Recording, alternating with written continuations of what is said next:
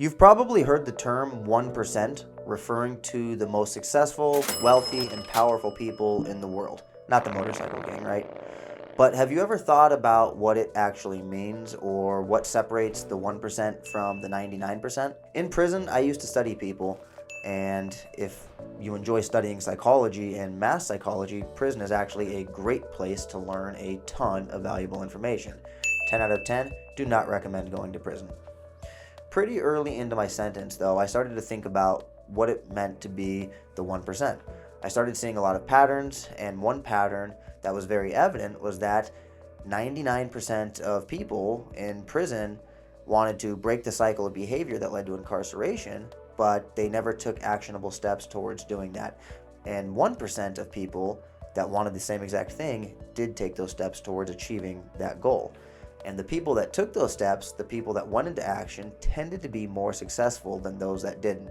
In fact, there was almost never any luck involved. It was almost as if hard work paid off, or you got out what you put in. Kinda cliche, right? But I witnessed it happen over and over again. Eventually, I figured if I worked harder than 99% of people, I would have results better than 99% of people. And this is how I would become the 1%, or what I considered the 1%. So for the sake of this video, I'm not talking about Elon Musk or the world's richest people. I'm talking about people who get things done. So I started this journey years ago. I took it very seriously. I have put thousands of hours of my life into this, and I have faltered at times. I've had to get back on track, but it worked for me, and it would work for anyone willing to put in the work, anyone willing to essentially work harder than 99% of their peers. In this video, I'm going to share how I did it, what it means to be in the top 1%. The definition is flexible. For some people, it might mean to be the top 1% physically. For others, it might mean financially. For me personally, I look at my past, and I remember the thousands and thousands of people I was incarcerated with, the people who kept repeating the cycle over and over again. And I know for a fact, without a doubt, I reached the top 1% of my peers at that time. And that was my original goal. So when I was in prison, I studied nonstop. I think I read 800 books, maybe more, all nonfiction, science, math, history, psychology, books on warfare, biographies on Genghis Khan, Alexander of Macedonia, books on physics, sales, communications. I would read books by authors that I completely disagreed with, like Karl Marx, because I wanted to understand their point of view, and I wanted to make sure I wasn't being closed-minded. In fact, I actually taught myself to read, write, and speak Spanish and Arabic. I put about 5,000 hours into both of those languages and studied them every day for 6 years. And I studied anything else I could get my hands on because I had this burning desire to rise to the top, and I figured the more knowledge and information I had, the more power I would have to get out and be successful and never go back to prison again, right? So I mentally prepared for release. I planned every single detail. I worked out every day because I understood that a healthy body would make my mind healthier, and my mind is what I needed to reach my goals. And then I would even try to find people that were studying more than me, people that were doing more work than I was, and then pass them. I told myself, nobody on this yard is going to be studying more than me, working harder than I am. Nobody's going to be better prepared than I am. Nobody's going to have more ambition than I do. And these habits are what allowed me to get out of prison, stay out, catch up to all of my peers, and then pass most of them, to be honest. Now, I'm 33 years old. I own a business with 30 plus employees.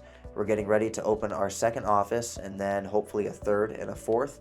And the mindset shift that I made in prison absolutely worked for me. It absolutely attributed to me being where I am today. But you're not in prison. So how does this video even apply to your life? You don't have the time to read 800 books or teach yourself foreign languages. You have to go to work tomorrow. You have to pay the rent. You have to take care of responsibilities, go grocery shopping, and just maintain life. Here's the thing though.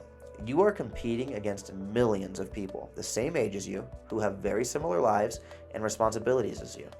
All you have to do is work harder than 99% of them. Sounds easy, right? No, it doesn't sound easy. It sounds crazy and it sounds impossible. But I promise you, it's actually not impossible. Most people your age, most young men are not thinking like this. Most people, to be honest, are lazy. They have no ambition. They don't care about reaching their goals, and they never will. So I'm going to teach you one single trick that I used to become the top 1% of my peers. First of all, you're going to want to take a piece of paper, and draw a vertical line in the center of the page from the top to the bottom. On the left-hand side, at the top of the page, write 99%, and to the right of that line, write 1%. Next, start listing out the habits of the 99%. Let's be honest, if you're a 33-year-old man, you know the habits of other 33-year-old men. They sleep in, right?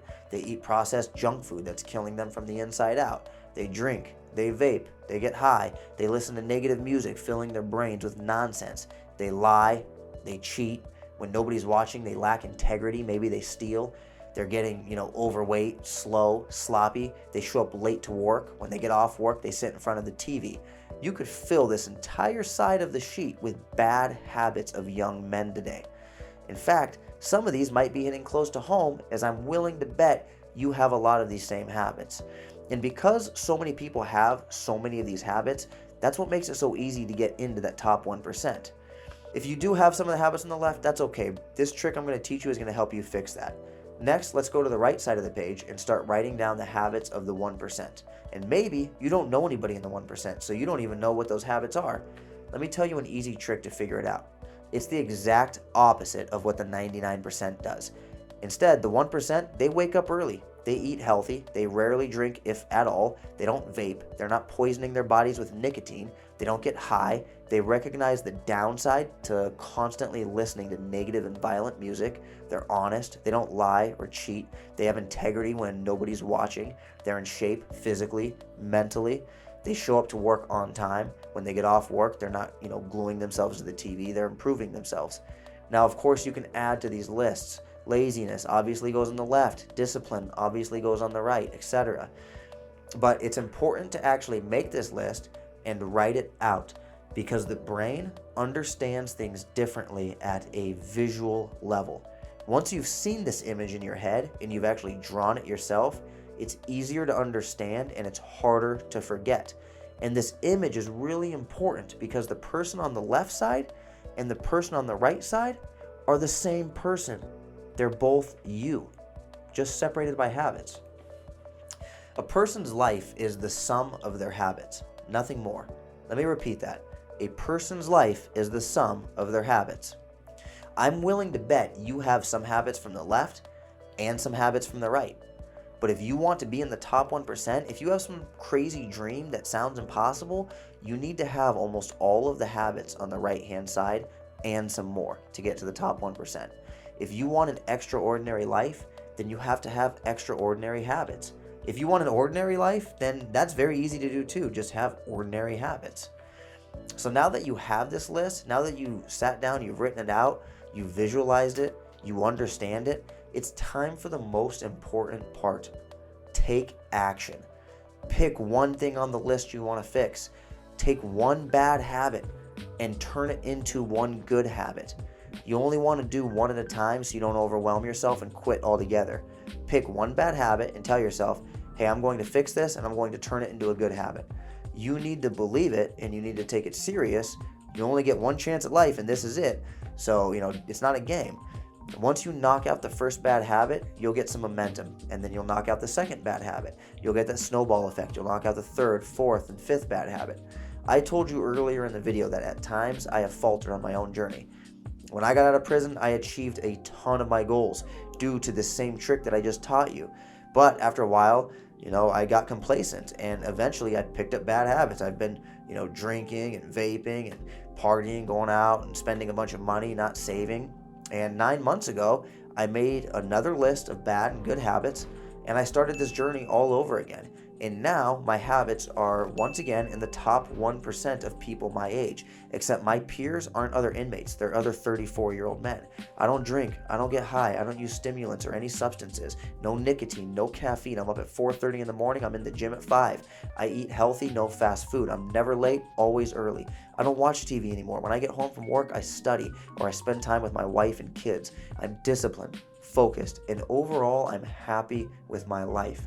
And I know for a fact it's not a coincidence. I know for a fact my habits are contributing to the small successes I've had. I know for a fact that if it works for me, it will also work for you. And maybe my life seems boring to you. Maybe you're young and you want to go party. You think it's your glory years. It's the years to go, have a good time and go out and meet people. Boring to me is a good thing, all right, as long as my goals are being achieved. And I can promise you this, achieving goals feels a lot better than going out and partying. So make the list, write down your bad habits, start crossing them off, turning them into good habits, read the list every single day, cement it into your brain, and finally take action. The difference between the 1% and the 99% is they both know what needs to be done, but the 1% actually does it. So which one are you? I'm a new YouTuber. A thumbs up and a subscribe would mean a lot to me. I make videos about change. I make videos about self-improvement. If you're into that type of content, I hope you check out more of my videos. Thank you for watching and see you soon.